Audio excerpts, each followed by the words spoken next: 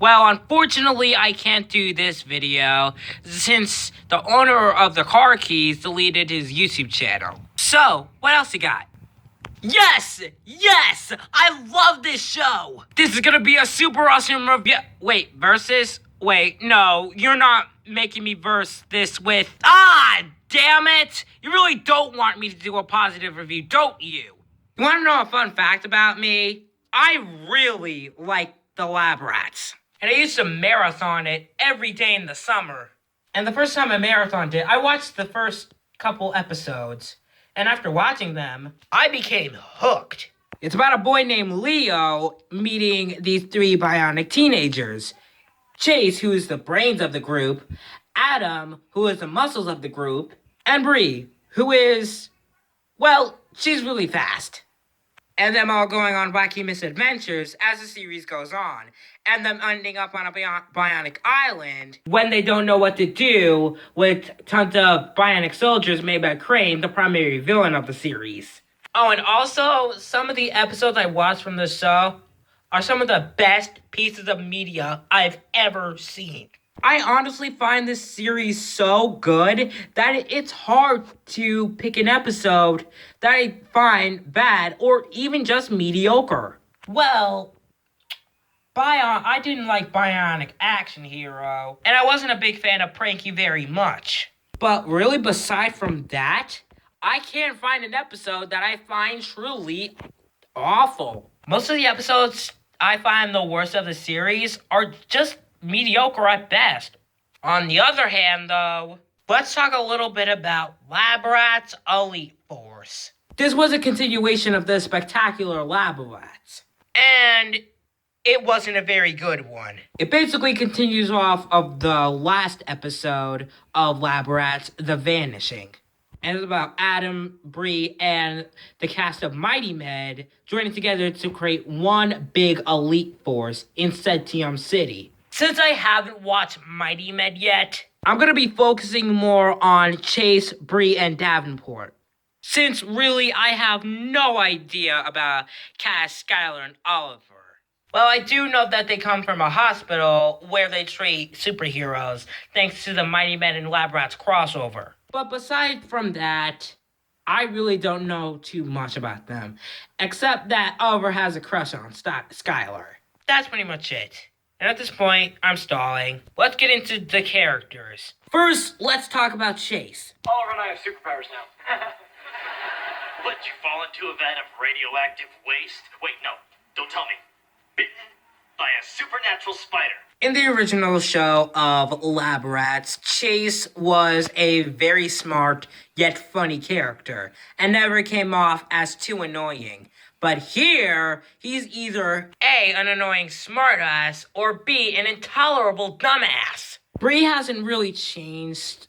And Mr. Davenport? Well, I can't really talk about Mr. Davenport that much because, I kid you not, he is only in one episode in this entire series. His only appearance is in this one episode, The Rise of 5. And there are probably some really unfortunate implications right about here. And I'm going to talk about them right now. Like I said, Donald is only in the pilot episode, The Rise of 5. And I'm going to guess all of the Elite Force is 16 to 17-year-olds. So, for the most part, he's leaving minors alone by themselves in a dangerous city. I mean, they're all over 13, but still. And yes, they have all the necessities to survive. But for the most part, he went bye-bye for the whole series. And for the whole duration of this series, they have to fight these people, these two boys, who can shapeshift. Let's see, leaving a child with another person without provision for the child's support and without meaningful communication with the child for a period of 3 months. I mean, Douglas appears from time to time, but for the most part, they're on their own, making only minimal efforts to support and communicate with the child. We're going to skip that one because Davenport did give them a big house. So, failing to make for a period of at least 6 months to maintain regular visitation with the child. He's gone after The Rise of 5, moving on. failed to participate in a suitable plan or program designed to reunite the parent or guardian with the child. Gone with the Rise of 5, moving on. Leaving an infant on a doorstep in trash cans and dumpsters and on the side of the road. Skipping that. Being absent from the home for a period of time that created a substantial risk of serious harm to a child left in the home. Elite Force has to fight shapeshifters and Davenport is gone after Rise of 5. Yeah, you get my point. I know this is 110% accidental, but it's still a major distraction throughout the entire series. Davenport did leave Adam Free and Chase alone on the Bionic Island in Season 4 of the original Lab Rats, but there, Douglas was in almost every episode, so it didn't make me feel like Davenport just stranded them in a random city where, probably murders can happen every day. I don't know if I'm just overthinking things or not, but it's still distracting nevertheless. But enough about that, and I want to talk about one of the other characters that appears a bit later into the series. If you don't know, I'm talking about this kid named AJ. He's a Chase clone. He's exactly Chase, just younger. And not only is he a complete copy of Chase, but he's the definition of a forgettable character. There's nothing really else to him except that he's really smart. I actually have to wonder if they actually made that kid learn a lot of stuff, or if he just knew that stuff by heart. And if he didn't know it by heart, then that's pretty damn amazing, I must say. He's in about, maybe 2-3 episodes, and I really have to ask why. For the most part, he really doesn't contribute too much to the plot. And besides that, I really don't have too much else to say on that character. He pretty much gets booted off, in episode 11. And now it's time for me to complain about the ending to Lab Rats Elite Force. And oh baby, I got something to say on that. The Attack, episode 15. The last episode of Lab Rats Elite Force killed off any good chance the show could have had. The episode itself isn't that bad. Actually, I find it quite enjoyable. The fight scene is a lot of fun to watch. Also, Perry's makeup fights will always haunt my nightmares. But here's one of my problems with The Attack. The part where Reese turns evil, or is discovered to be evil rather, comes way too late in the episode. When we find out about this, the episode is already 16 minutes in. But if we were to focus on the little problems, we would be here all day. Even though that's not really little. Let's get to the ending of this episode. Reese is seen going through the superhero list. Douglas catches her, and Reese almost kills him. Then the Elite Force come in, and Perry goes in.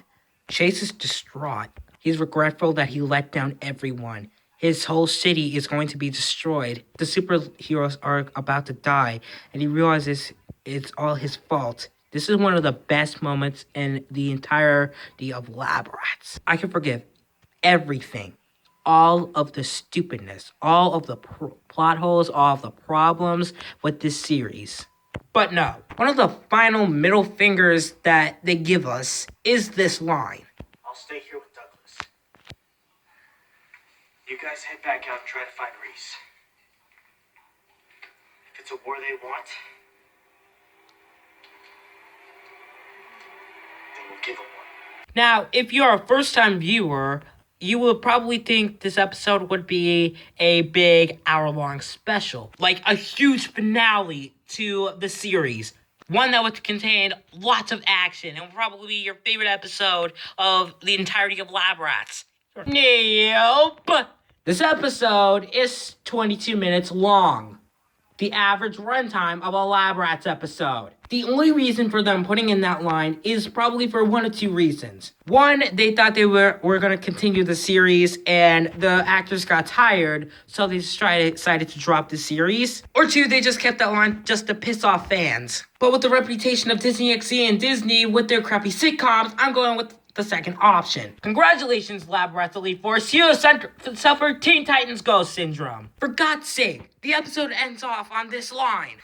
Who did this to you? The Bionic girl. She also has superpowers. How is that possible?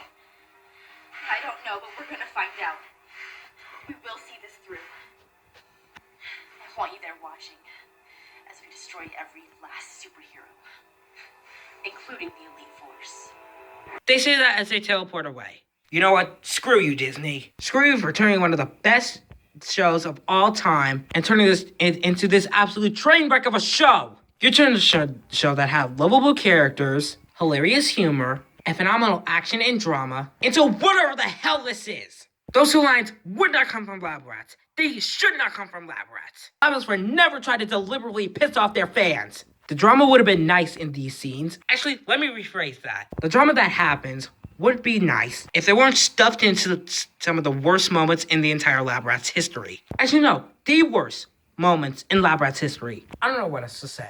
I can't believe this show was written by the people who made Lab Rats the amazing show. The characters have been dumbed down. Some of the plots are so unfocused and stupid, and it gave us one of the worst moments in all of television history. There's no other words to describe how awful this turned out to be. But to cheer myself up, let's talk about the original. This is, hands down, without a doubt, my favorite Disney show ever. Every single character is lovable and friendly, and every single plot they tell is awesome and great. It keeps you engaged throughout the whole 22 or 44 minutes. If I would have to pick my favorite multi-part special in this series, I'd probably either go with Bionic Showdown or Space Colony. Second favorite is Lab Rats on the Edge. I go back to Space Colony for its amazing drama, and I go back to Bionic Showdown for its amazing action.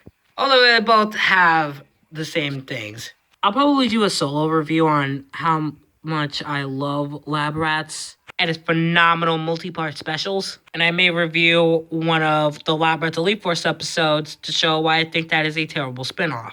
But really, there's not too much else I can say about Lab Rats without spoiling anything. I really urge you guys to go see it for yourselves. Whether you buy it on Amazon or see it on the Disney Now app, if that app even decides to load, or just check it out on demand. You'll get hooked instantly. Let me know if you want me to review more live action shows or cartoons and do plush videos every now and often.